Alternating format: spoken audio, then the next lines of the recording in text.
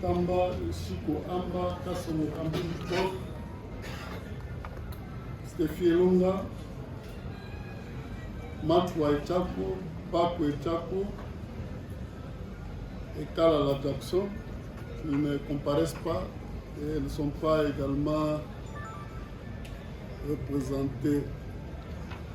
Quant aux prévenus, il y a le prévenu Koun Kazad Nawej, alias Kokondoa, Mvouya Nkassa Charles, ainsi que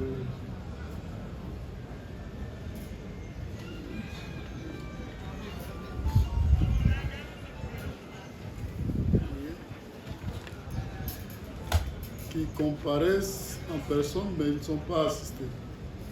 Votre avis? Honorable juge, Monsieur le Président,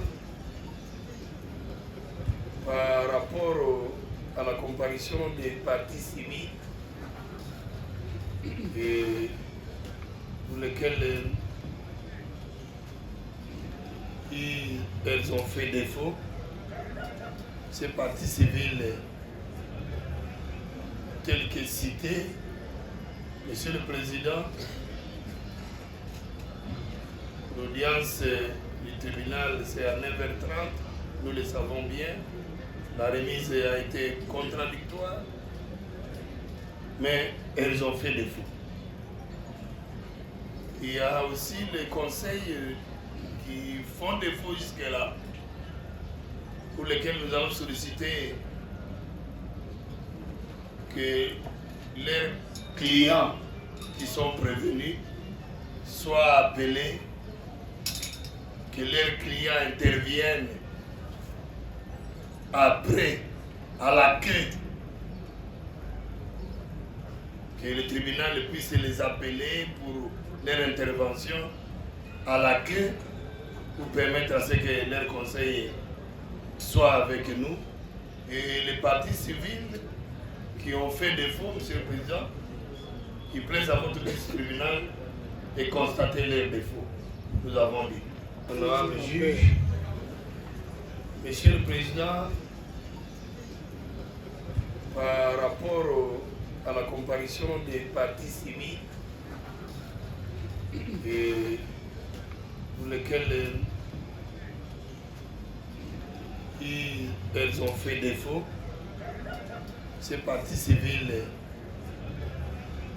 tels que cités, Monsieur le Président, l'audience du tribunal c'est à 9h30, nous le savons bien. La remise a été contradictoire, mais elles ont fait défaut.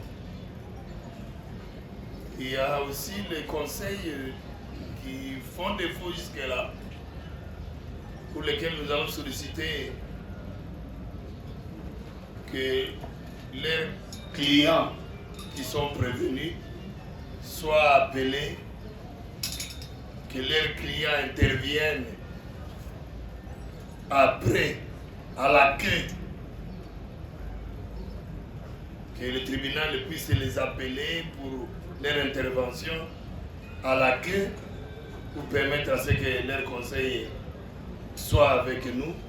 Et les partis civils qui ont fait défaut, Monsieur le Président, qui plaisent à votre tribunal et constater leurs défauts. Nous avons dit. Le tribunal retient les défauts. C'est après avis du ministère public, regard des partis civils, Kelly Tamba, Chico Amba, Steffi Elonga, ainsi que la partie civile Kalala Jackson, tout en relevant que ces partis ont eu déjà conclu. C'est comme ça peut-être qu'ils n'ont pas trouvé intérêt à poursuivre parce qu'elles ont eu à conclure. Quant aux prévenus, ils sont au nombre de 3 et leur défense est assurée par un seul conseil qui pratiquement n'est pas présent dans la salle mais pourra nous rejoindre, surtout qu'elle sait que elle est moins séante par rapport aux autres. Il s'agit d'une audience de plaidoirie où il y a des préséants. Alors, au vu de tout cela, le tribunal s'est dit régulièrement saisi à l'égard de toutes les parties au motif que cette cause a été renvoyée contradictoirement à l'audience de séjour. Le tribunal demande aux parties et aux prévenus de reprendre leurs places respectives et nous allons poursuivre avec l'instruction de la présente affaire. Honorable juge,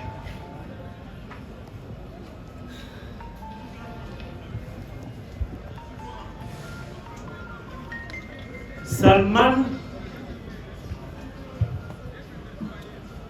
comparaît ce jour devant votre auguste tribunal, un jour fatidique, parce que il va plaider non coupable.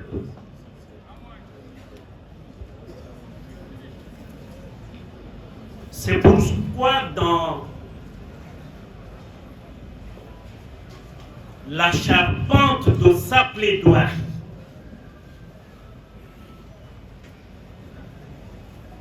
il soumet à votre auguste tribunal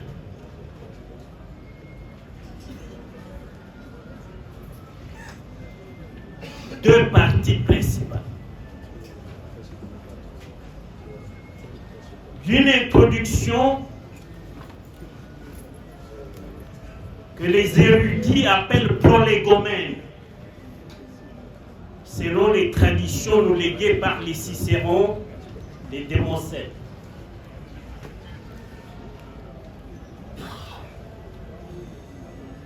Dans ces prolégomènes, Salman en appelle sursum corda à la mission que l'article 150 alinéa 1er confie à votre tribunal. 150 alinéa 1er de la Constitution vous confie la mission d'être le garant des libertés individuelles. Mais quel est le contexte dans lequel ce procès se déroule-t-il?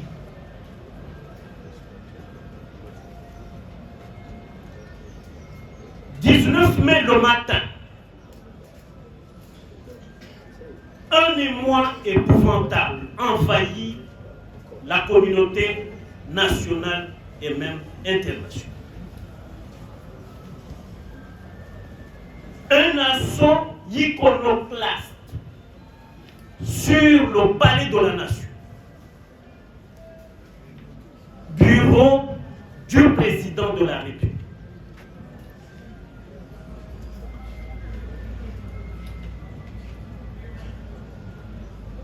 L'assaut est perpétré par un mouvement insurrectionnel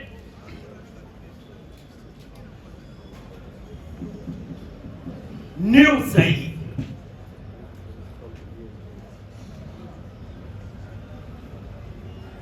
Le chef de son mouvement sera neutralisé. Christian Malanga. 51 prévenus sont présentés devant votre tribunal, dont Salman Para, sujet citoyen américain.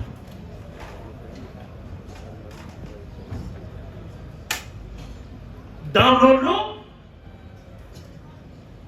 il y a même un aliéné mental qui, selon la règle 82 minima pour le traitement des détenus adoptée à Genève le 13 mai 1977 par le Congrès des Nations Unies sur le traitement des délinquants n'a pas de place en prison, mais dans un établissement pour malades mentaux. Dans le box des accusés, curieusement, aucun garde du palais de la nation n'est ici. Tout ce contexte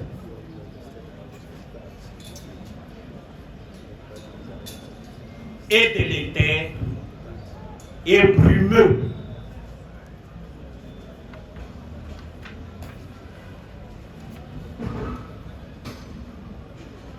C'est ainsi que dans ces prolégomènes, mon client Salman édifie le tribunal qui est une institution publique selon l'article 68 de la Constitution. Donc, un pouvoir judiciaire l'édifier sur la présence de l'avocat. Que vient faire l'avocat de la défense dans un dossier où il y a eu tentative de coup d'État pour renverser son Excellence, président de la République? Est-ce que l'avocat de la défense vient défier le pouvoir d'État? C'est cette opinion défavorable à l'assistance par les avocats de la défense de ces prévenus qu'il faudrait que Salman, qui a constitué des avocats pour l'assister, que dans ces prolégomènes, il justifie pourquoi à ses côtés, il a des avocats.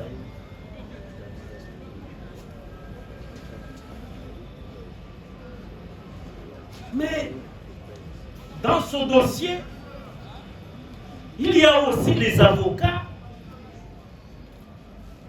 qui représentent les partis civils et singulièrement les avocats de la République. Il est certes vrai que depuis le 7 septembre 1990, à La Havane, Cuba, les Nations Unies ont défini le rôle de l'avocat. Et ils définissent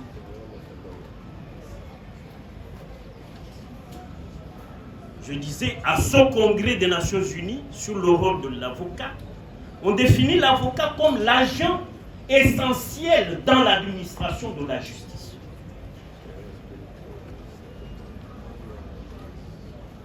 Et un aîné dans la profession d'heureuse mémoire, parce qu'il est décédé il y a, c'était je crois au mois de janvier, Robert Badinter, ancien président du Conseil constitutionnel français, un éminent avocat, publiciste, qualifié. En 1995, le 1er octobre, il est invité à l'émission 7 sur 7 par Anne Sinclair. Et dans le livre d'or de TF1, Robert Badinter va écrire ce qui suit.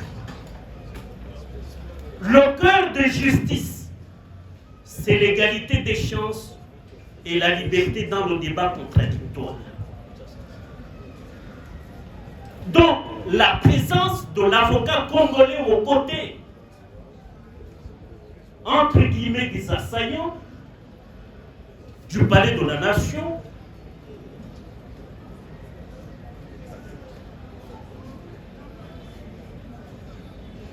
est à l'actif du pouvoir pouvoir d'État pour consolider l'état de droit.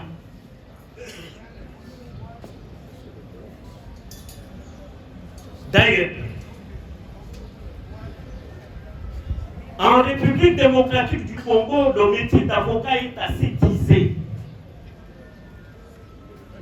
par la loi de 1979, dont l'article 6, la loi sur les barreaux congolais, l'article 6, donne le monopole de la représentation et de l'assistance judiciaire à l'avocat.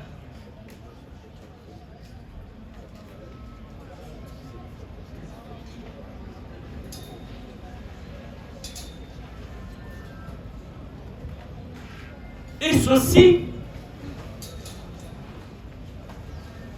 est affirmé par un autre brillant confrère,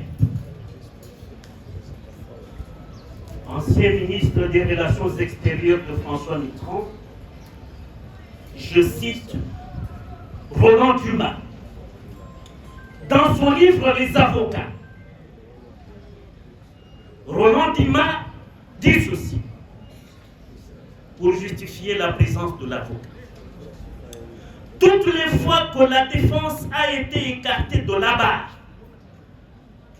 le procès est apparu comme un scandale, la sentence comme une iniquité. Quelle justice peut être rendue sans débat? Et quel débat peut-il y avoir sans contradiction? La présence de l'avocat est interprétée à juste titre comme le signe et la caution d'une bonne justice. C'est pourquoi, à tous les niveaux, dans toutes les instances de notre système judiciaire, l'avocat est présent.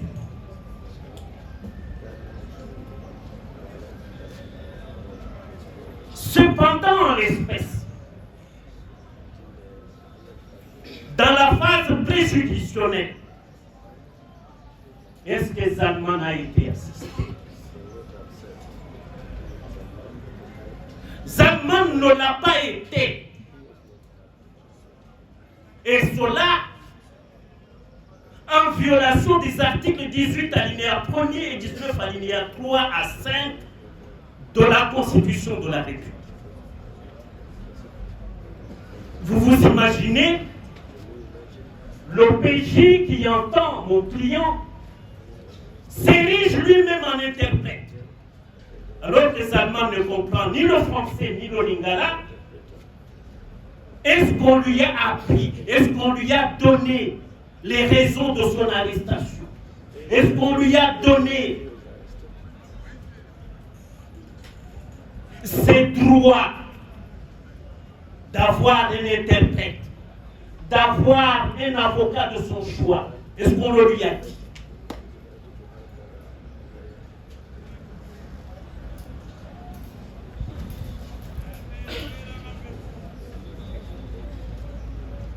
Mais, grâce à la présence des avocats de la défense que nous sommes, le tribunal d'Océan prendra bonne note que celle de la partie civile et République démocratique du Congo est irrecevable. Faute de mandat licite des avocats qui la représentent. Et c'est justifié. C'est motivé. Ces avocats n'ont pas mandat du président de la République, qui, à la lumière de l'article 69 alinéa 1er de la Constitution, est seul représentant de la nation. Et il y a le code de la procédure civile. Article 8. Dont je vous donne lecture, Monsieur le Président, honorable juge.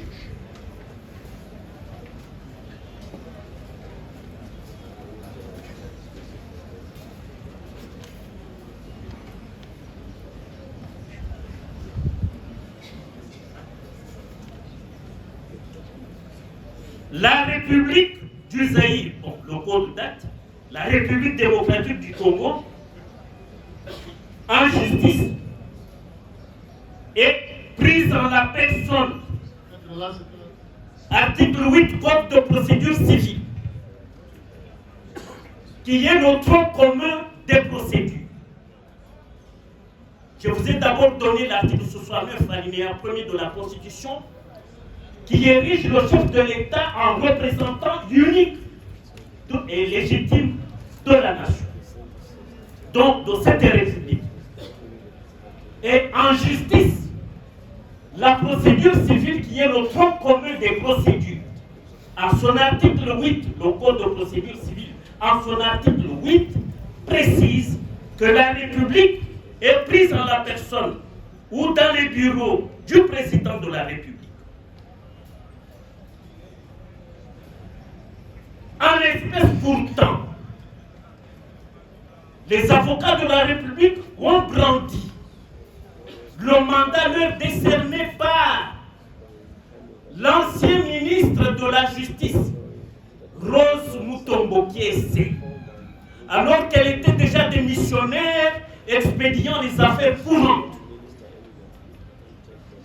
Pendant que le gouvernement Soumino était déjà là, parce que ce procès, quand il débute, nous sommes plein pied sous le gouvernement Soumino. Est-ce que le mandat là est valable de l'ancien ministre d'État à la justice? C'est un mandat illicite. C'est pour cela que Guinchard Serge et Desbartier, dans le lexique des termes juridiques, c'est que c'est lorsqu'il y a un gouvernement démissionnaire, mais qui avait déjà commencé à traiter des dossiers. Les affaires courantes, c'est les dossiers qui étaient déjà sous examen ou en train d'être traités. On ne peut pas pour de nouveaux dossiers engager de nouvelles mesures. Voilà la doctrine qui nous est donnée clairement sur la notion des affaires courantes par des juristes de très haute facture. Guinchard Serge et Desbartier, dans le lexique des termes juridiques, 20e édition 2013 Dalloz, Paris 2012, à la page 40.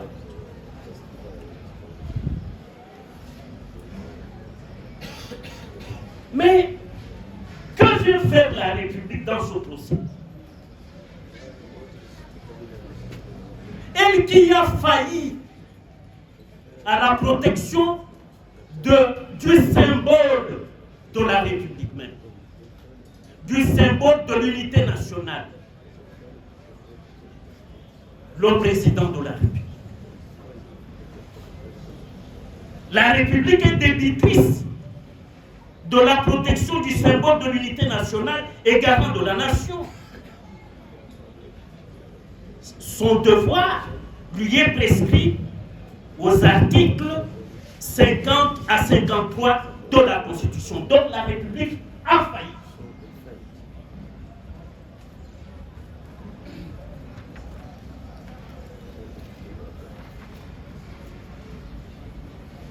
Parce que le tribunal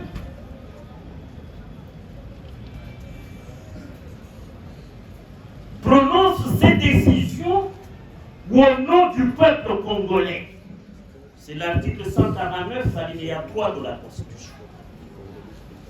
Mais ce peuple congolais est décontenancé par le fait que le ministère public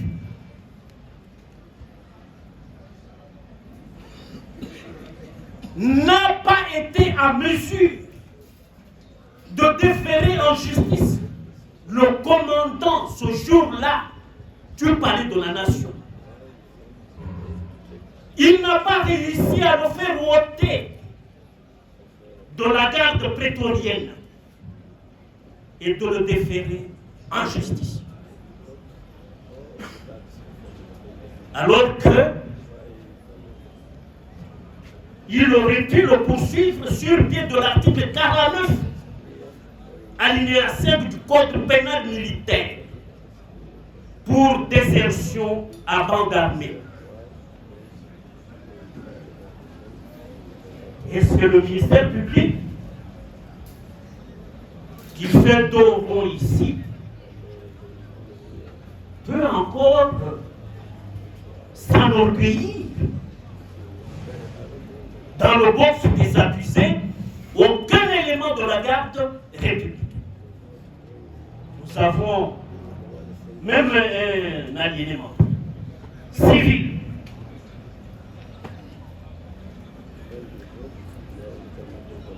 Maintenant, le ministère public, dans son réquisitoire, a requis la peine capitale contre mon client Salman. Mais ce qu'il faut retenir, c'est que le ministère public a cessé d'être le gardien de la loi. Il a mis toutes ses lois dans le tiroir et il poursuit les gens sur base de ses propres imaginations. Pourquoi Salman vous le dit en vous regardant droit dans les yeux? Salman le puise dans la Constitution de la République. Que dit-elle? Salman renvoie le tribunal à l'article 61.1 de la Constitution.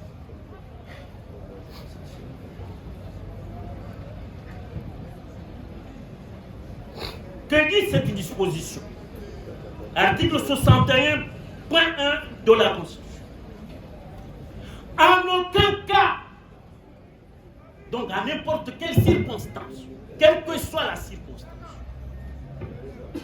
et le contexte, et même lorsque l'état de siège ou l'état d'urgence aura été proclamé conformément aux articles 85 et 86 de la Constitution, il ne peut être dérogé aux droits et principes fondamentaux énumérés ci-après. Au premier point, le droit à la vie.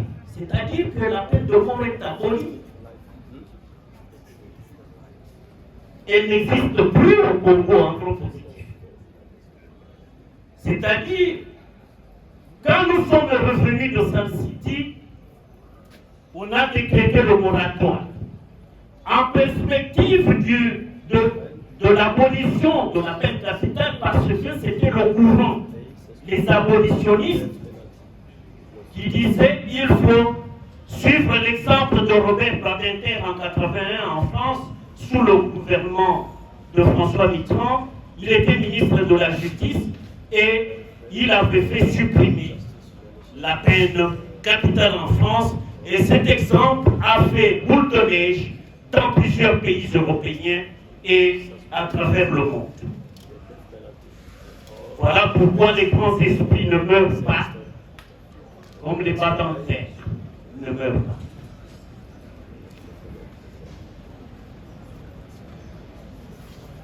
Il laisse toujours des traces indélébiles. Mais parce que la République est un état de droit selon l'article 1er de la Constitution en son alinéa 1er aussi. Qu'est-ce que c'est l'état de droit? L'état de droit a été défini pour la première fois en 1690 dans son deuxième traité du gouvernement civil par John Locke. John Locke dit, dans cet état-là, la force est à la loi. Il n'y a pas de loi de la force.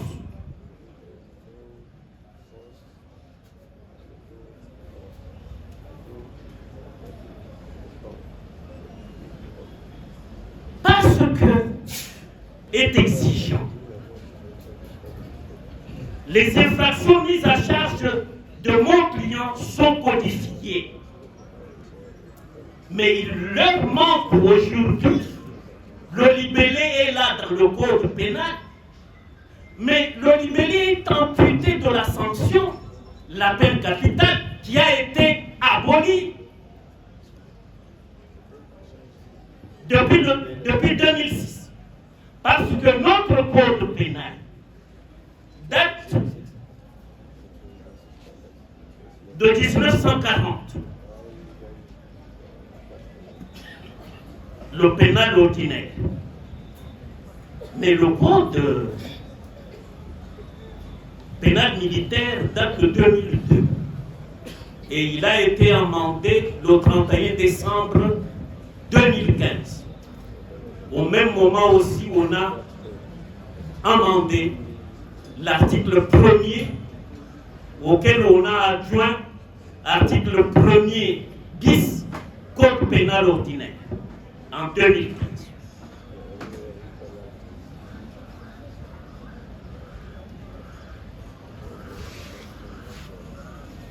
Mais si notre législateur, c'est-à-dire le Parlement congolais,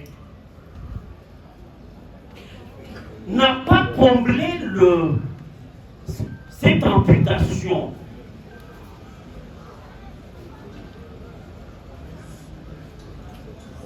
est-ce que vous pouvez condamner, vous, sur quelle base vous allez condamner à la peine capitale? Voilà l'enseignement que nous donne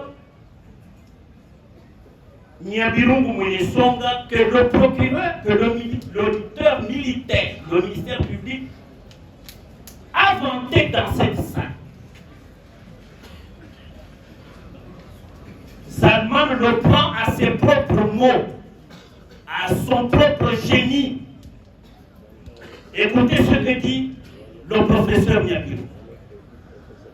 Dans le même livre, droit pénal général zaïrois, 2e édition, qu'il a cité dans cette salle. Seul le législateur peut déterminer la nature et le taux de la peine. C'est-à-dire, seuls peuvent être appliquées des peines et des mesures édictées par le législateur au moment où l'accusé a commis son acte. Fin de citation. Est-ce qu'au moment où Salman, entre guillemets, assaillant du palais de la nation, il commet l'infraction d'attentat, il commet l'infraction d'assassinat, il commet l'infraction de terrorisme, il commet l'infraction de meurtre, tout ça listé par le ministère public, est-ce que cette peine-là est d'application?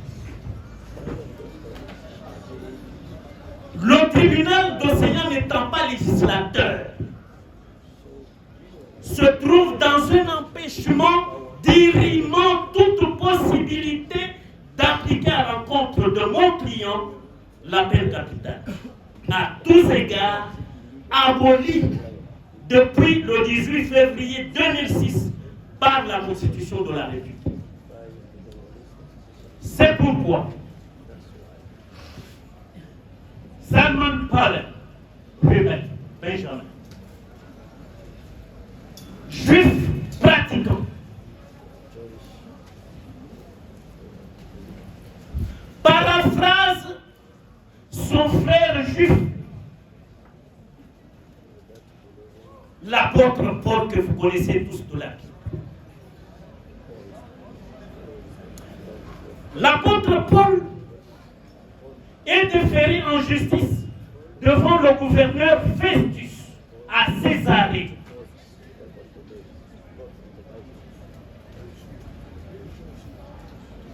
Quand il prend sa défense,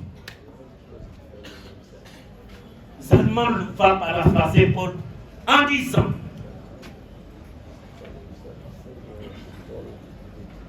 votre honneur, je n'ai rien fait de coupable, ni contre contre la loi pénale congolaise, ni contre le palais de la nation, ni contre le président de la République. Ça, il paraphrase Paul de Tarse. Selon Actes des Apôtres, chapitre 25, verset 8. Le décor ainsi planté,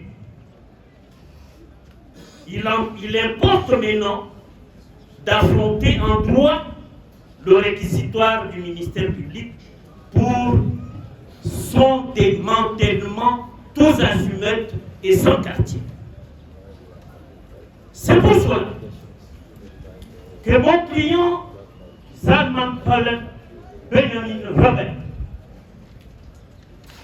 soulève l'exception d'ordre public. Nous la prenons sinélé.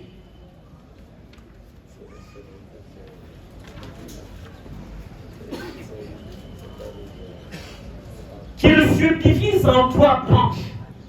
Donc, mon client a un seul moyen d'ordre public, nous la prenons sinélé. Il subdivise son moyen ou cette exception en 3 branches. La première, il l'assoit sur la vertu de l'article 61.1 de la Constitution.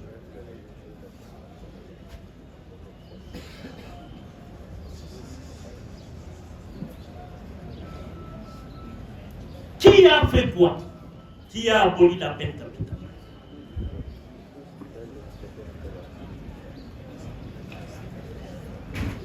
Le code pénal qui résulte du décret du 30 janvier 1940, le code pénal ordinaire, et celui militaire résulte de la loi numéro 024/2002 du 18 novembre 2002, tel que modifié par la loi numéro 15/023 du 31 décembre 2015.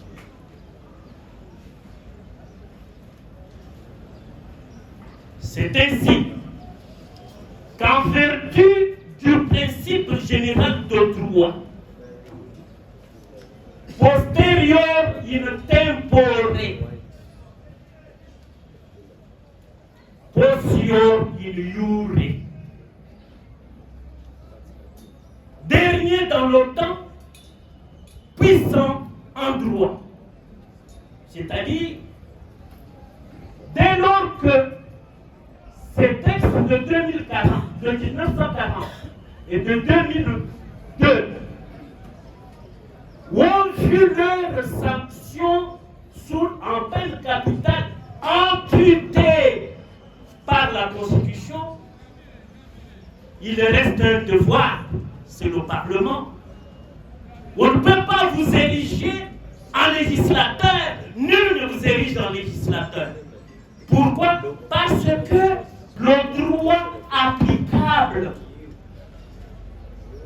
le droit en cours,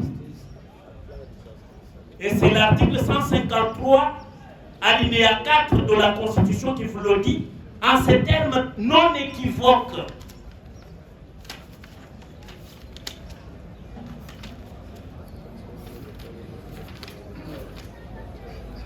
Article 153, alinéa 4 de la Constitution. Les cours et tribunaux, civils et militaires que vous êtes, appliquent les traités internationaux dûment ratifiés, les lois, donc les lois en plein exercice, en cours, les actes réglementaires pour autant qu'ils soient conformes aux lois.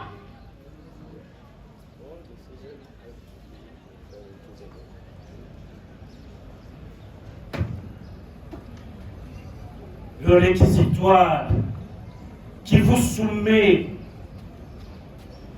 la peine capitale à infliger à mon client, est-ce que ce réquisitoire est conforme?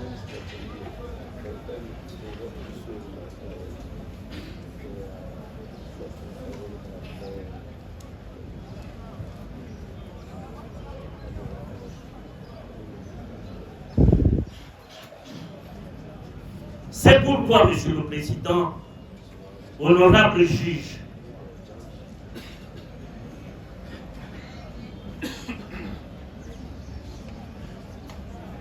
écoutez ce que vous dit l'article 1er du Code pénal ordinaire, qui sera renforcé par l'article 2 du Code pénal militaire. D'abord, article 1er du Code pénal ordinaire. Nulle infraction ne peut être punie des peines qui n'étaient pas portées par la loi avant que l'infraction fût commise. Est-ce qu'au moment où cette infraction est commise par mon client, la peine capitale est-elle encore applicable?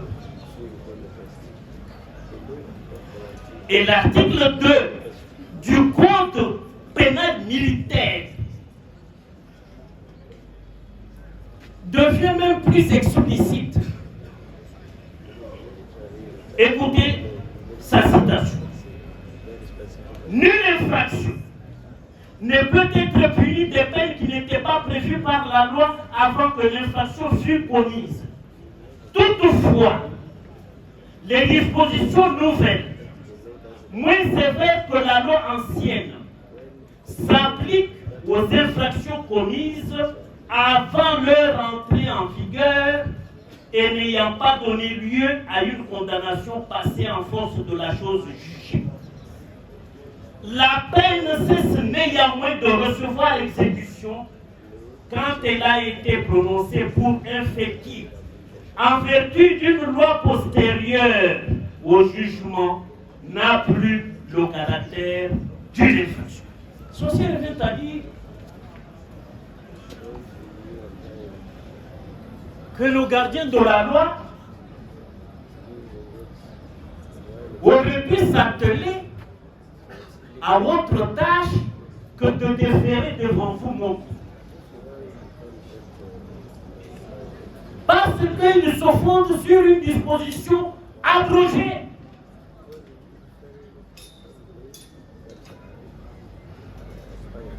Et toujours Niabiou,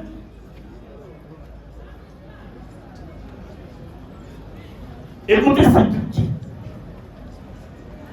Il s'adresse au juge que vous êtes. Le juge ne peut prononcer des peines si le texte n'en prévoit pas. Il n'appartient pas au juge, en raisonnant par voie d'analogie. Pourquoi il le dit par voie d'analogie? Parce que la matière pénale est d'interprétation stricte. De suppléer au silence de la loi et de prononcer des peines en dehors des cas limitativement prévus par le législateur.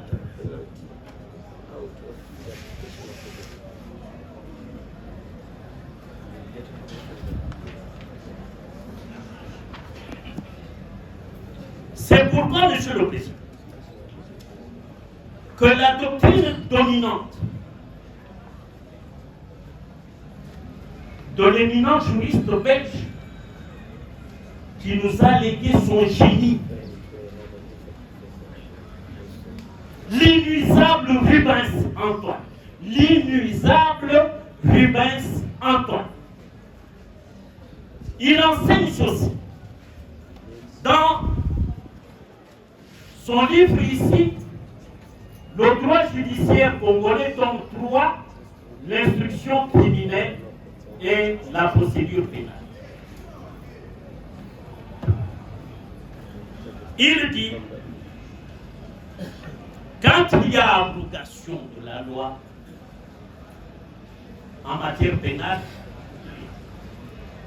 l'exception qui convient, on l'appelle exception péremptoire. Quel est le rôle d'une exception péremptoire? C'est de mettre fin définitivement à l'action publique. Donc, puissant dans cet enseignement, jamais détruit scientifiquement.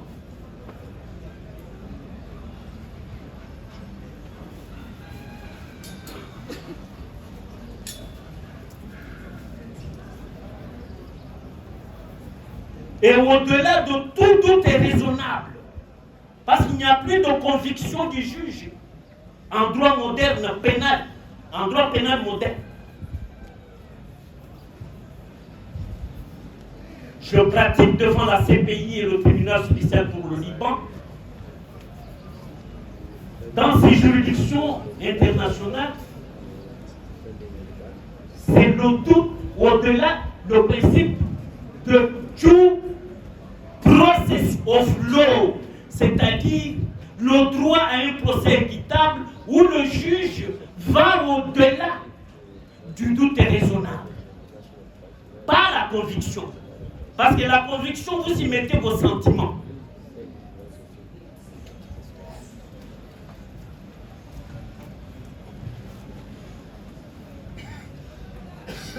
C'est pour cela que mon client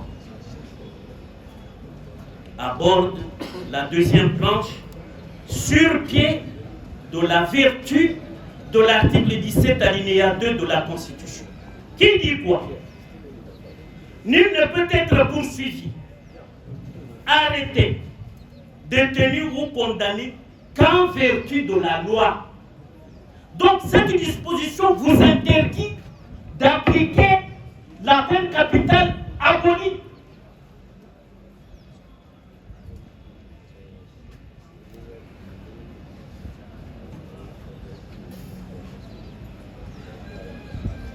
Pourquoi? Parce que vous, en tant que juge, vous ne pouvez vous substituer au législateur, ni suppléer à son silence, ni à son impéritie, ni à son apathie. Vous ne pouvez pas dire, parce qu'au palais du peuple, les parlementaires disputent leurs émoluments de 31 000 $, de 21 000 $, ou plus.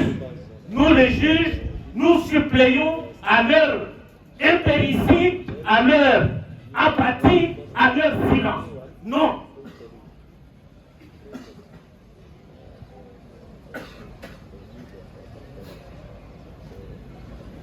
Il s'agit là de la règle non la peine est signalée, valant exception péremptoire de fonds et d'ordre public.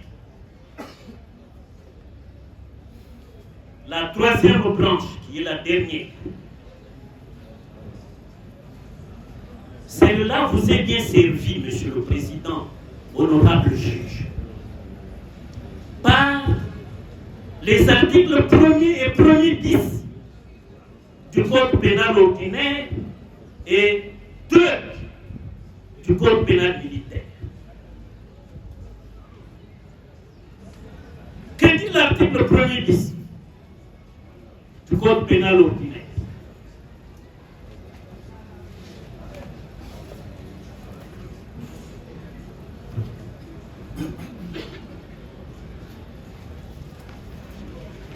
Parce qu'il ne faut pas qu'on vous dise que Maître Mondo n'avait pas la loi, je l'ai. Journal officiel de la République démocratique du Congo du 31 décembre 2015. Loi numéro 15/022 modifiant et complétant le décret du 30 janvier 1940 portant code pénal.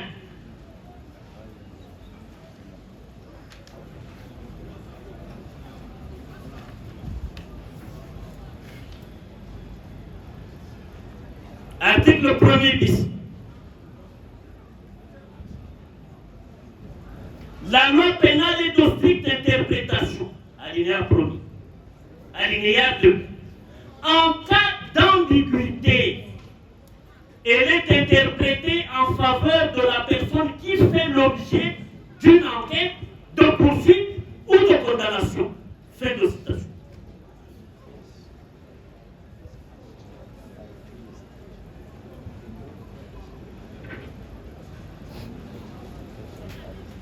Les dispositions pénales retenues à charge de mon client,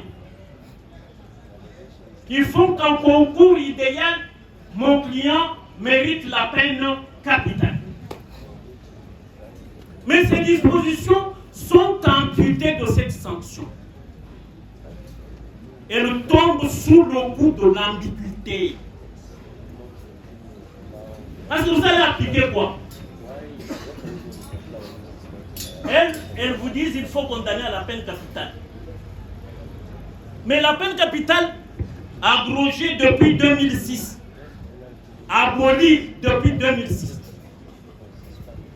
vous allez l'appliquer à l'égard de qui dans cette salle?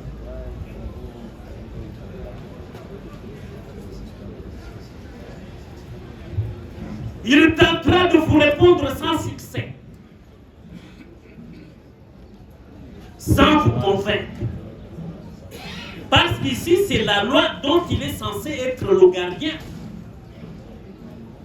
qui vous dit, en cas d'ambiguïté, la loi est interprétée en faveur de la personne qui fait l'objet d'une enquête, de poursuite ou de condamnation. Donc, le prévenu Zalman ne mérite pas la peine capitale.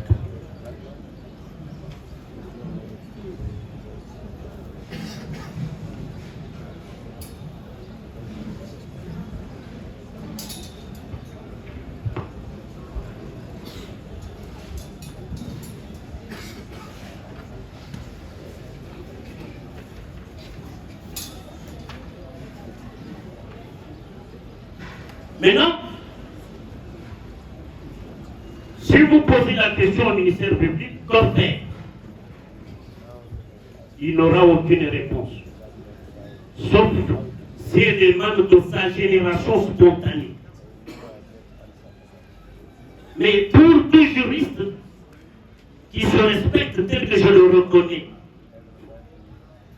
il s'en remettra à votre sagesse. Alors, votre sagesse, quelle est-elle? Votre sagesse, c'est d'appliquer la loi.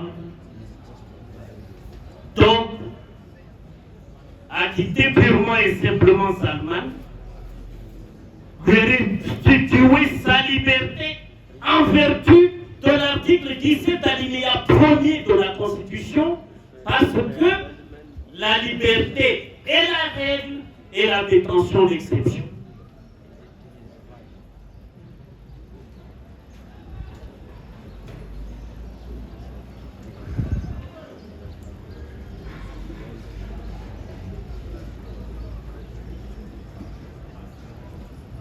Zalman vient de terminer les prolégomènes et les discussions en droit. Maintenant, il doit disposer. Quelle est la conclusion de Zalman?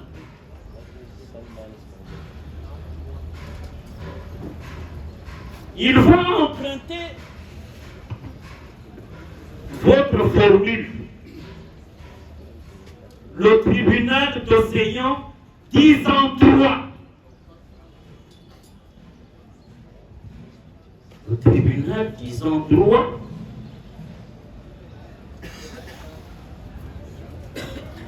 C'est quoi? C'est que, statuant sur l'action publique,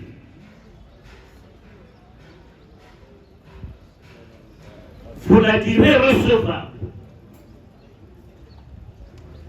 mais non fondée.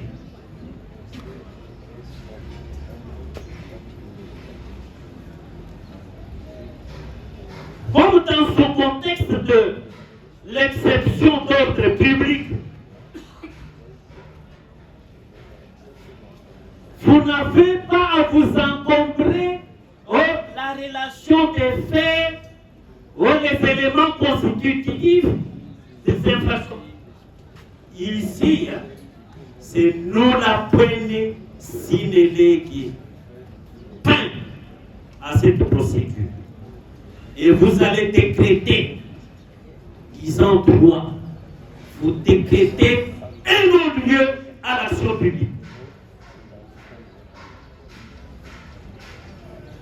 En respect de l'article 17, alinéa 1er de la Constitution, qui oblige le tribunal à quitté Salman, à le renvoyer de fin de toute poursuite judiciaire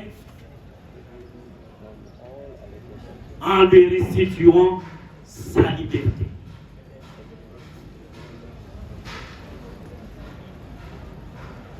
Monsieur le Président, honorable juge, j'ai commencé ma plaidoirie pour le compte de mon client Salman par le simple mot merci.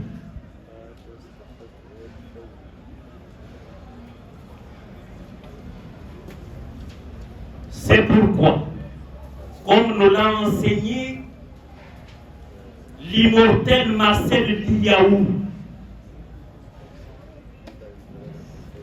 le droit étant très élégant, je termine aussi ma plaidoirie avec promesse de vous déposer la note de plaidoirie dans le délai de la loi par le simple mot merci votre honneur. Acte de votre plaidoirie et promet d'en tenir compte moi et de Droit et finance,